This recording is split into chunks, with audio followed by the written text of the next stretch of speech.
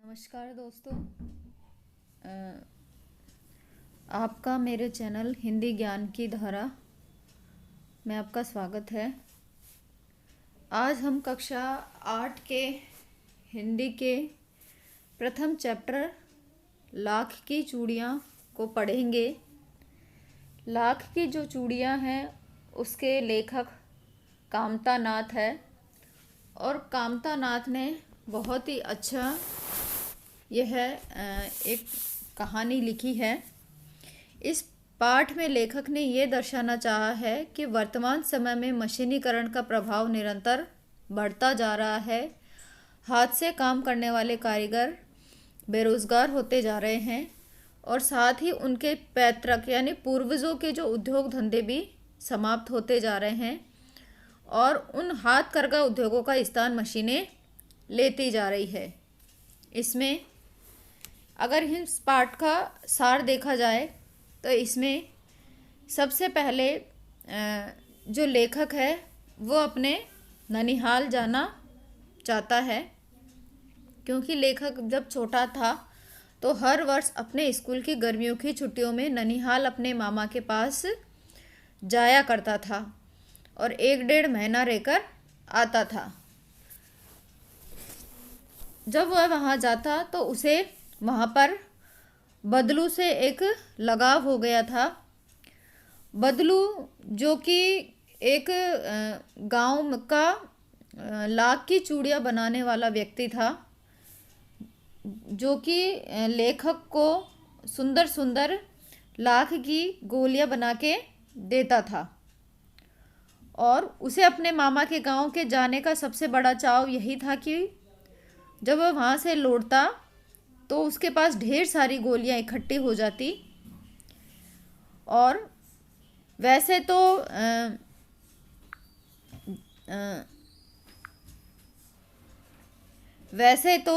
देखा जाए तो जो लेखक है उसके मामा के गांव के होने के कारण वह बदलू को बदलू मामा कहना चाहता था, परंतु फिर भी वह उसे बदलू मामा न कहकर बदलू काका कहा करता था, जैसा कि सारे गांव के बच्चे उसे कहा करते थे। बदलू का मकान कुछ ऊंचे पर बना था और मकान के सामने एक सहन था जिसमें एक पुराना नीम का वृक्ष लगा था। ये सब बदलू के बारे में बताया जा रहा है, जिसमें उसी के नीचे बैठकर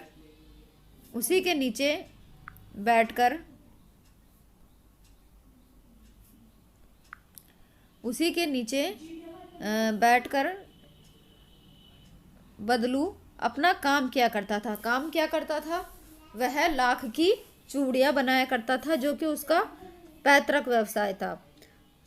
भट्टी दहकती रहती थी और जिसमें वो लाख पिघलाता था और लकड़ी की एक चौखट पड़ी रहती थी, जिस पर लाख के मुलायम होने पर वह सलाख के समान पतला करके चूड़ियों का आकार देता था। पास में 4-6 विभिन्न प्रकार की बेलनुमा मुंगेरियाँ रखी थी, जिससे उन चूड़ियों को वो सांचे में ढालता था। कुछ पतली और कुछ पीछे से मोटी होती थी और उसके पश्चात उनके ऊपर वह रंग करता था।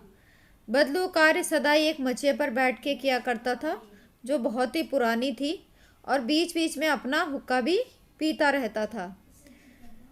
वह लेखक को लल्ला कहा करता था और लेखक के पहुँचते उसके लिए एक मचिया मंगा देता और लेखक घंटों वहाँ बैठे बैठे उसको चूड़ियाँ बनाते देखते रहता। रोज वह 4-6 जोड़ियाँ चूड़ियाँ बनाता और इस तरह वह लेखक के सारे कामों को देखा करता था। उसकी बनाई हुई चूड़ियों की खपत भी बहुत ज़्यादा थी। सभी स्त्रियाँ उसकी बनाई हुई चूड़ियाँ पहना करती थी। आसपास के गांव भी लोग उससे चूड़ियाँ ले जाते थे, परंतु वह कभी भी चूड़ियों के पैसे में बेचता न था, बल्कि अभी तक वह वस्तु विनिमय का तरीका था और लोग अनाज के बदले में उससे चूड़ियाँ ले जाते थे। वस्तु विनिमय का अर्थ होता है वस्तुओं का आदान प्रदान करना। जैसे बदलू अपनी बनाई हुई चूड़ियों को बेचकर पैसे न लेकर उनके बदले में अनाज लेता था।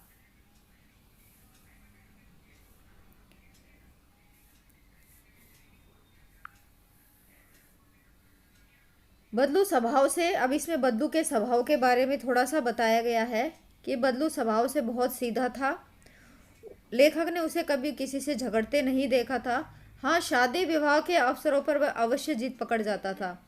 जीवन भर चाहे कोई उससे मुफ्त चूड़ियां ले जाए, परंतु विवाह के अवसर पर वह सारी कसर निकाल लेता था। आखिर सुहाग के जोड़े का महत्व कुछ और होता है। लेखक को याद है कि उसके मामा के यहाँ किसी लड़की के विवाह पर जरा सी बात बिगड़ गई, फिर उसको मनाने में लोहे लग गए, अर्थात बहुत ज़्यादा समय लग गया। विवाह में इसी लाख की चूड़ी का मूल्य इतना बढ़ जाता था कि उसके लिए उसकी घरवाली को बहुत सारे वस्त्र मिलते, ढेरों अनाज मिलता और उसको अपने लिए पगड़ी मिलती और रुपए अलग से मिलते। लेखक में यदि पूरे संसार में देखा जाए लेखक के अनुसार, तो बदलू को किस बात की चिढ़ थी? बदलू को इस बात की चिढ़ थी कि बदलू को कांच की चूड़ियों से अत्यधिक चिढ़ थी।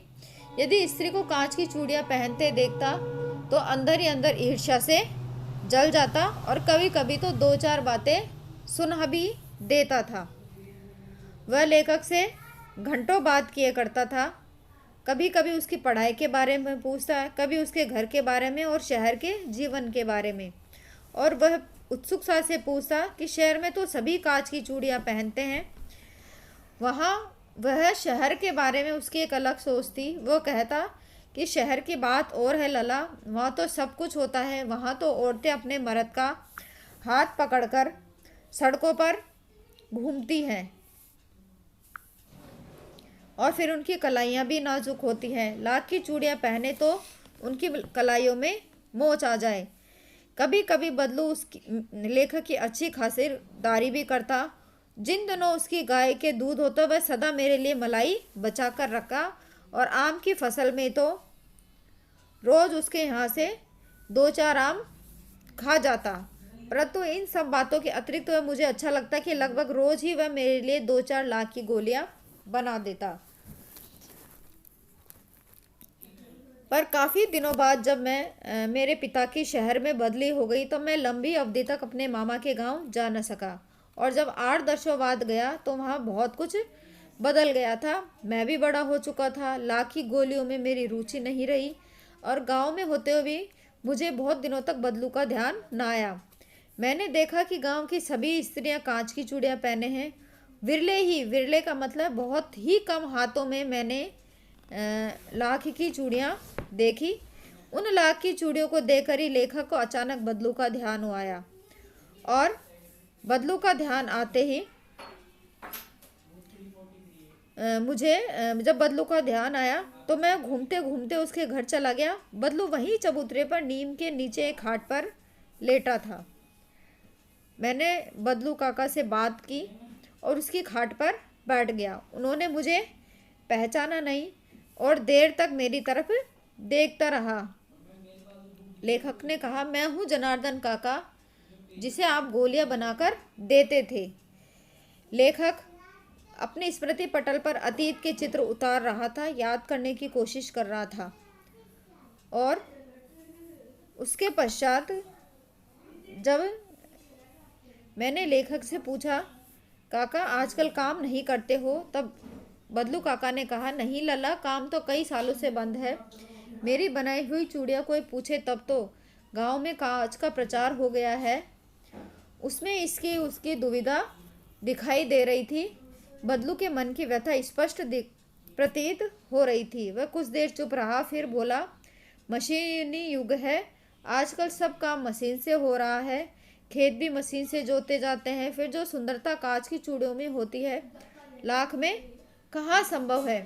इन सब बातों से बदलू के मन की व्यथा स्पष्ट रूप से दिखाई दे रही थी कि बदलू के कारोबार बंद हो जाने से बदलू काका अंदर ही अंदर बहुत ज़्यादा टूट चुके थे। उन्होंने मशीनी युग पर भी काफ़ी कटाक्ष किया।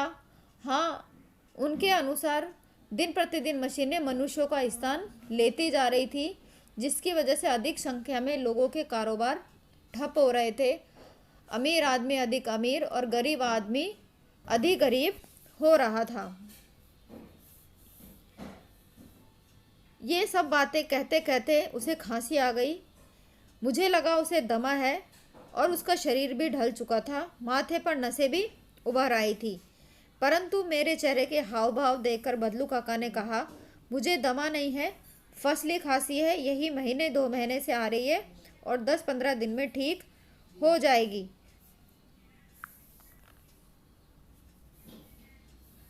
तभी उन्होंने अंदर से अपनी बेटी को आवाज दिया, अरे लज्जो, लल्ला के लिए आम तो ले। हाँ। फिर मेरी ओर मुतातिब होकर कहा, माफ़ करना लल्ला, तुम्हें आम खिलाना भूल गया था। उन्होंने मुझे बहुत सारे आम खिलाए और जब गाय की मलाई की बात आई तब उन्होंने कहा कि गाय कहाँ है लल्ला, 1-2 साल हुए बेच दी।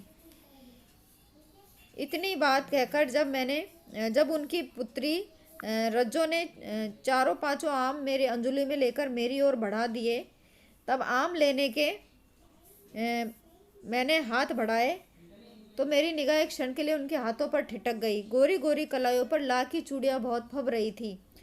बदलू काका ने मेरी दृष्टि देख ली और बोल पड़े, यही आखिरी जोड़ा बनाया था जमींदार साहब की बेटी के विवाह पर। 10 आने मुझे दे रहे थे, मैंने जोड़ा नहीं दिया और शहर से उनसे कहा कि शहर से ले आओ। मैंने आम लिए और खाकर थोड़ी देर पश्चात चला आया। मुझे प्रसन्नता हुई कि बदलू ने हार कर भी हार नहीं मानी। उसका व्यक्तित्व कांच की चूड़ियों जैसा न था जो कि आसानी से टूट जाए। अब इस पाठ में कुछ शब्दार्थ हैं, जैसे लाल यानी लाल रंग का एक पदार्थ है,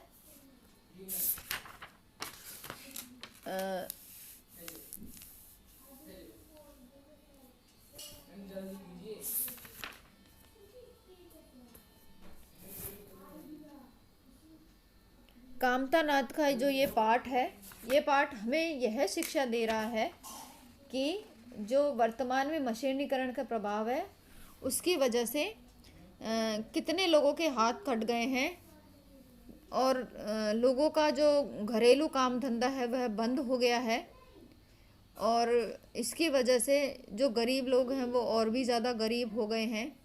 दिन प्रतिदिन मशीनें मनुष्यों का स्थान लेती जा रही है। तो आज का जो ये पाठ है वही यहीं समाप्त होता है। आगे के वीडियो में मैं आपको इसी पाठ के जो महत्वपूर्ण प्रश्नोत्तर है उनके बारे में आपको बताऊंगी, साथ ही जो कठिन शब्द है उनसे भी मैं अवगत कराऊंगी। धन्यवाद।